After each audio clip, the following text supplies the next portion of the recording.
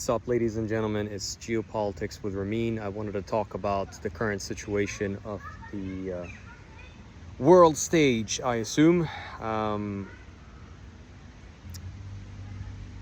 We have spoken previously about why Russia and Iran are constantly negotiating. Maybe I am misinterpreting things here. I don't think there's anything wrong with necessarily negotiating if you're going to play the long game. Russia has been tolerating strikes from Ukraine, hitting oil facilities, and that has obviously caused disruptions in gas inside of Russia, but not in diesel. And diesel is what is the lifeline of many economies today, or the economy generally speaking, right? Because then we can transport goods and services for the most part, at least. And Russia doesn't have any fuel crisis in that sense. Russia is playing the long game. They are trying to exhaust the Europeans and the Americans.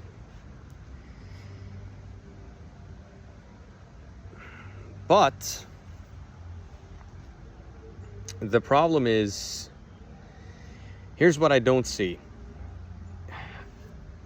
And obviously I don't have any insight within the Russian or the defense ministry, but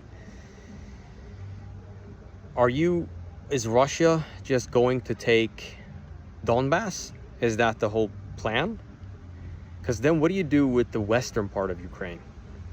Because that's the part of Ukraine that is the most anti-Russian, right? I really don't know. Because Russia is trying to win on the ground in Ukraine, and they are winning on the ground, by the way. They have been taking oblasts and cities and so forth. And they don't want to mess that up, right? When they are on a winning streak here, they don't want to start anything bigger. They don't want to spread the war. That's why they don't want to, bomb European weapons factories and cities and so forth. They also try not to upset the Americans. I don't know why that matters, to be honest, but maybe because Trump is an unstable individual. Could be the case. I have no idea. But Europe is the proxy of the United States. They are both just as guilty in this regard. So they're trying to make sure the war doesn't spread. Putin said that the Ukraine front line will probably end around 2030, and that will be approximately the same time that Europeans have calculated that they will be in a war with Russia. I don't know how they will go to war with Russia, though, because the populations here in Western Europe aren't necessarily fit for fighting. There's just not enough people to fight, unless they're going to put a lot of immigrants in there, right? That's a possibility, but I don't think that's even going to work, to be frank with you. So I assume perhaps Russia is doing the right thing. Maybe they shouldn't hasten attacks. Maybe they shouldn't start doing attacks on European cities in terms of strategy, right? Because when you go to war, both Iran and Russia has obviously done this. They will calculate that they will also be hit. It's the nature of the game. And I assume they have made the calculation that they are tolerating these bomb strikes. The Iranians did the same thing. They have emptied out their military buildings, and they have allowed more or less the United States to, bomb the country in a way, right? Just give us all you got. Empty your munitions. We hunker down And once your munitions are depleted or very low, we will fire back. And it's a strategy that has worked, especially for the Iranians, because in terms of conventional military power, they don't necessarily match the United States, right? But warfare today is a lot more different right now. In fact, low-tech warfare has been paying off a lot more. Firing a, I don't know, $25,000 drone versus a, you know, I don't know how much a Patriot missile costs, but that is a lot of money, you know, that the Americans are just depleting, you know what I mean? And that's why the Americans were begging for the MOU. I can see why the Iranians also were sort of okay with the MOU for the time, because they had oil, like barrels, right, of oil stuck in their inventory that they needed to get rid of. Because if you wait too long with this, the problem is you have to shut down the oil wells, and it's not as easy to bring them back up. Now the war has started again between the United States and Iran is actually hitting back even harder right now. And it is alleged that the Russians and the Chinese are providing Iran with intelligence. That's why Marco Rubio went to talk to the Russians. I believe he met them, and you know what, they didn't like exactly say what was said, of course, but many suspect that the Americans were upset that Russia was providing intelligence to Iran, but the Russians are neither confirming it or denying it, right? But they probably do. And if I were the Russians, I would do too. I mean, the Ukrainians are receiving intelligence from British, French, American intelligence to hit, you know, sensitive facility, especially within energy in Russia. Russia has caught up when it comes to these drone attacks. You don't hear too much about them anymore. And on top of that, Ukraine has fired their defense minister, right? There were demonstrations in the streets. They fired him because his strategy did not work, and they had to divert resources from the battlefield to these drone attacks. Quite pointless drone attacks, and in fact, they were these drone attacks haven't really made any significant difference on the battlefield, right? Sure, I mean, it has harmed Russia.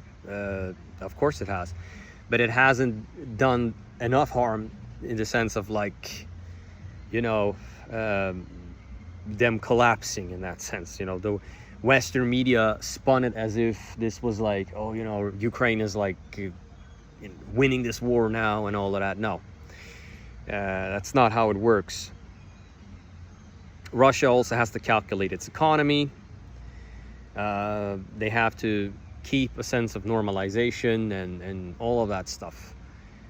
So yeah, I think Russia is doing the right thing here, where they are doing what General Clausewitz were talking about, right? You wage war at the same time you have diplomatic negotiations and relations.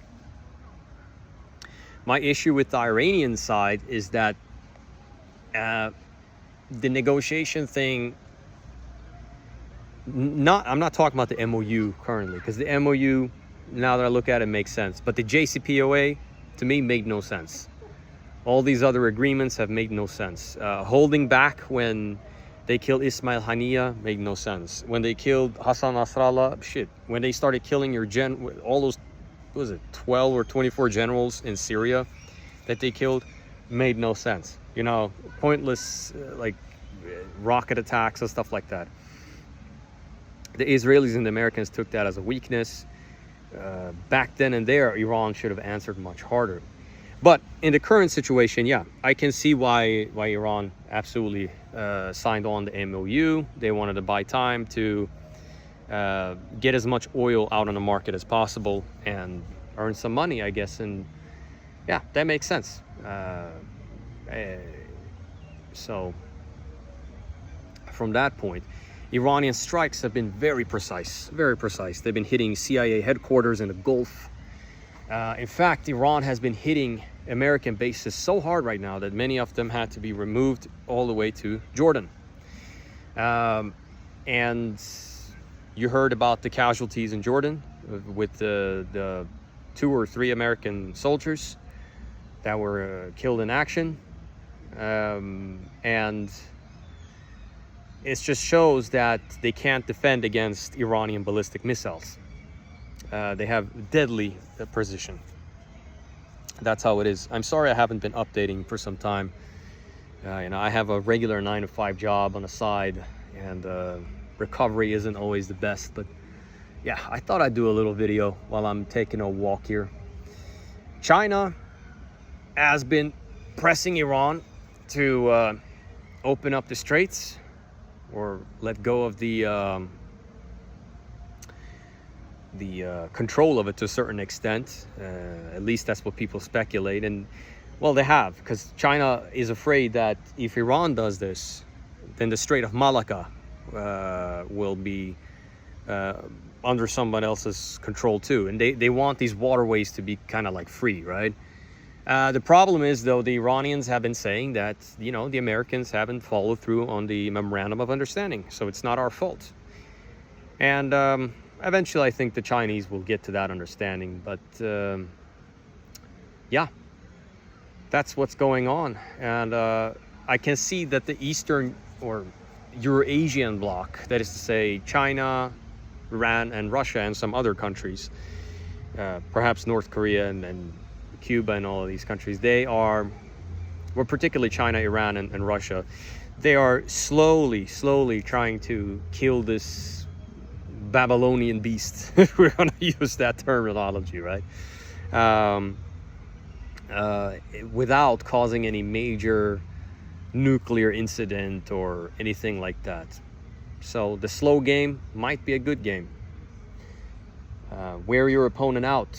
And Iran, why is Iran not bombing Israel? Well, I was listening to Professor Mohammed Marandi, and Iran is trying to concentrate mainly on the Strait of Hormuz, because this is what this current battle after post-memorandum, that is to say, is about. Because Donald Trump wants to control the Strait of Hormuz. This is Iran's greatest weapon right now, right?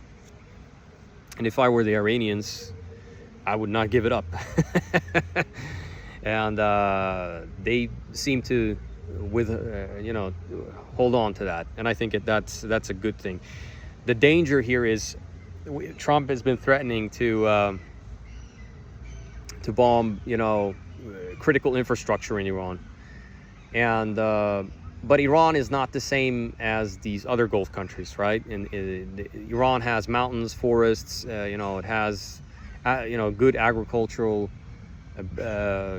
base, but Bahrain, Saudi Arabia, and these countries do not. Kuwait, Oman, etc. If Iran would bomb these countries in terms of their water facilities and desalination plants, that is to say, and refineries and all of that, we're looking at a huge migration crisis, economic crisis. Millions of people will start fleeing from those areas up north, and that's a huge problem. Just saying. I hope we don't go that far, but considering we have a madman in the White House, this is very likely that it can happen. Anyway, ladies and gentlemen, hit the like button, hit the subscribe button, and I'll see you in the next one.